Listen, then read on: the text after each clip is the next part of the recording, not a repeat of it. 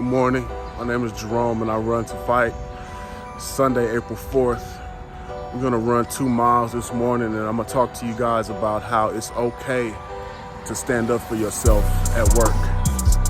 You don't have to be subjected to any inappropriate treatment. You don't have to be talked to in a disrespectful tone, even if it's your supervisor that's doing it. I'm gonna share an experience that I had, and hopefully you guys could take something from it. Enough talking.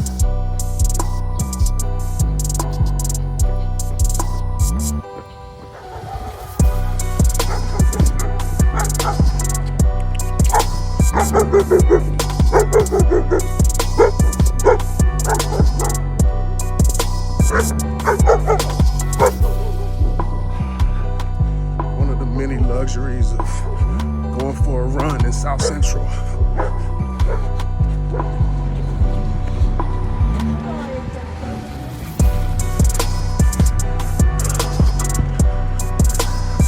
It's a beautiful day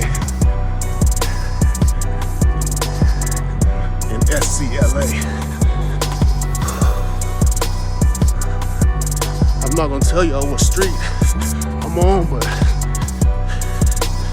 if you know, you know.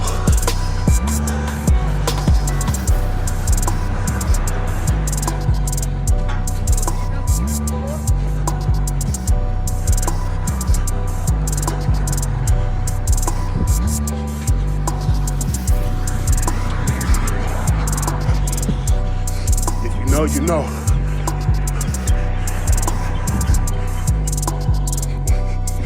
Con permiso.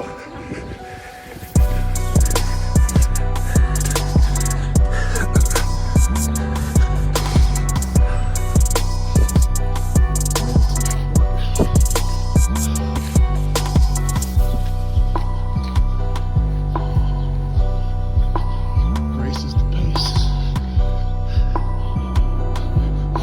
Get to this next piece of grass. We're gonna speed up.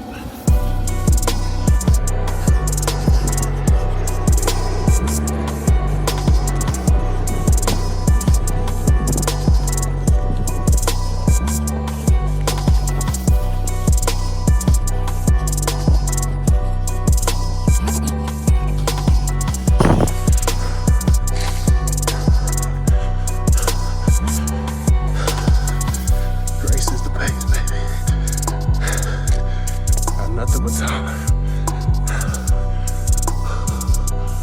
I'm gonna touch that pole, turn around and speed up. What's the dog missing? I hope they find it. Tyson. Mr. Tyson.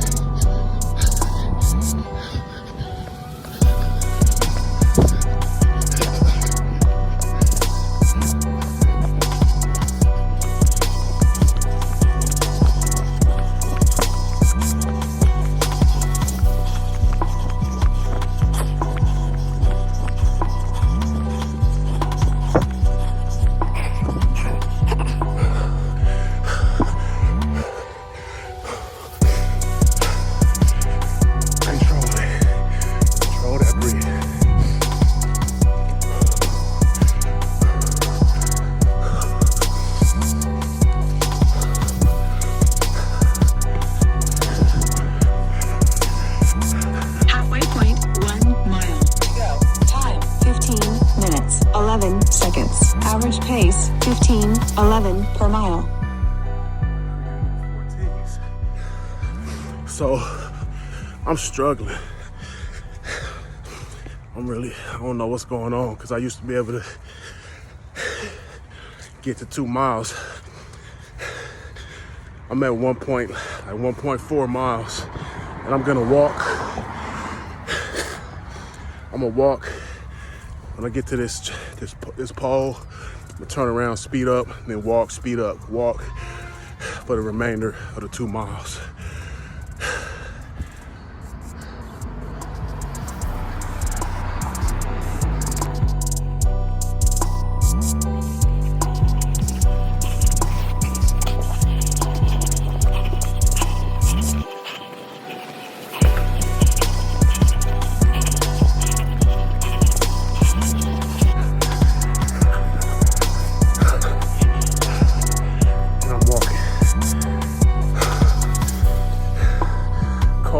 about this.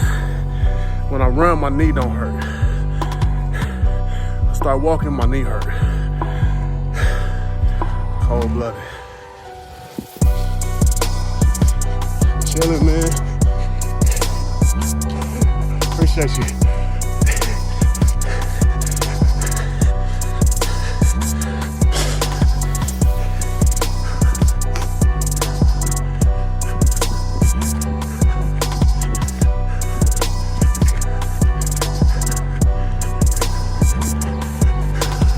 Congratulations! You've reached your goal of 2 miles. Time 32 minutes 21 seconds. Average pace 16:11 per mile. And I'm walking. The objective at this point is to get to the house.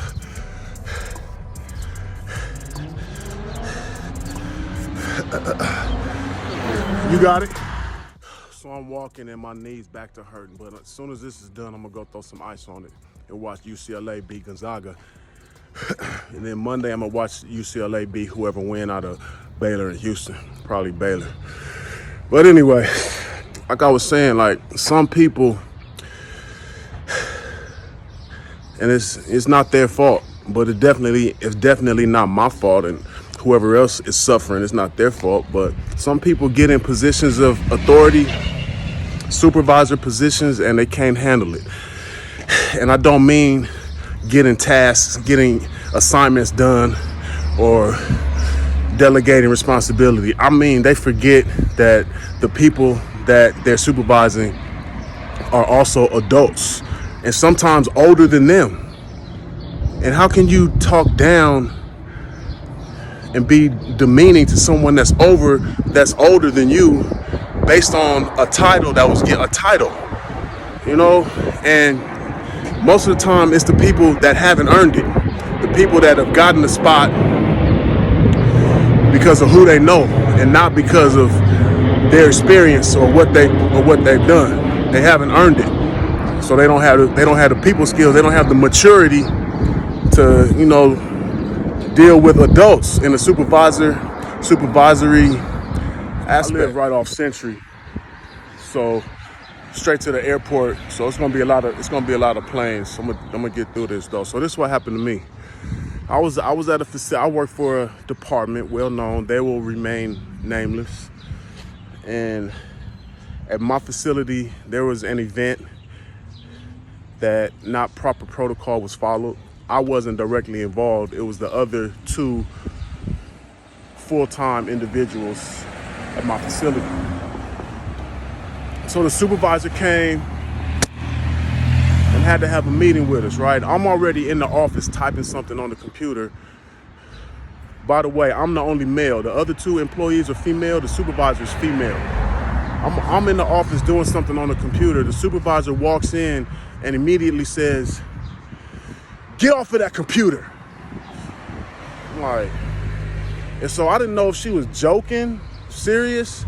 So I'm thinking she's joking. So I jokingly, you know how you humor your supervisor.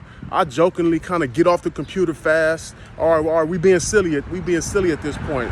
All right, I'll be silly. You know, I know we gotta have this meeting. So I get off the computer fast and I like cross my hands in front of me. The other 2 employees sit down, 1 on each side of me. I'm in the middle, and the supervisor sitting across from all 3 of us. So she starts to talk to us about the event at the facility, and I say in a polite, non-disrespectful tone, I just say I wasn't directly involved in the event. I was doing something else. I was doing the sports while this event was going on. I didn't ask you that. Did I ask you that, Jerome? Blew my wig back. All I could think of was cuss words. All I could think of was, "You B? Who in the F you think you talking to, mother effer? This is some BS." But that's all I could think of. So I was confused. At this point, I was confused. It blew my face off that she came at me like that. This is my supervisor. I don't know if I should still continue to respect her, or should I just go ahead and just say all of these words that's coming in my mind. So I stayed silent. Bro. And now this was years ago. And if I had known then what I know now, this is what I would have said. It ain't gotta be in a mean tone. You ain't gotta let that person upset you. You can smile and say, who the hell do you think you talking to? Who you think you talking to? That would have blown her. That would have blown her away more than me going, what the you motherfucking bitch, and all that, just smile, and then said, you know what? Until you learn how to conduct a meeting the proper way, then I won't be in any of your meetings, and get up and walk out. But see, that's what I should have did. Nobody, my parents always told me stand up for yourself, but they weren't. You got to be specific, like at least with me, and that's what I want to. That's what hopefully people get from this video, my son, my daughter, and whoever else. This is what you say. Who do you think you talking to? I'm not that person. And then you could squint your eyebrows together, but don't let them make you upset initially. Smile initially.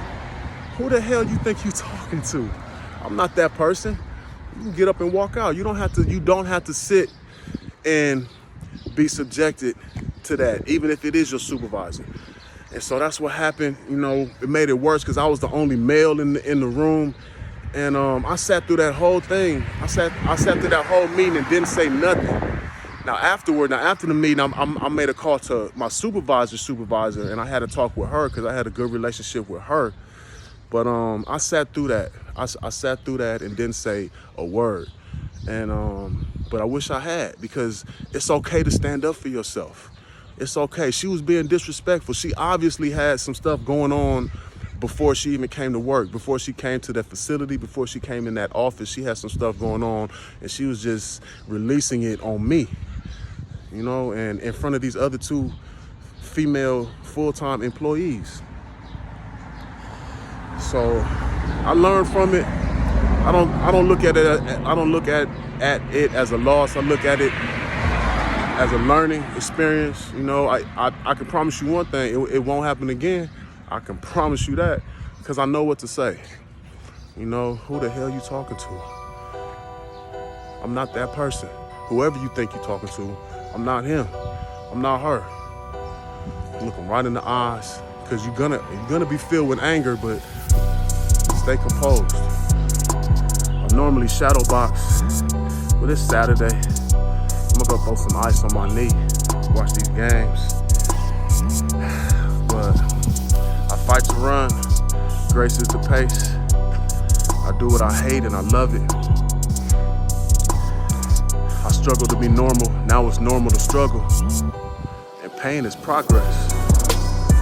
We'll see y'all for the next workout. Peace.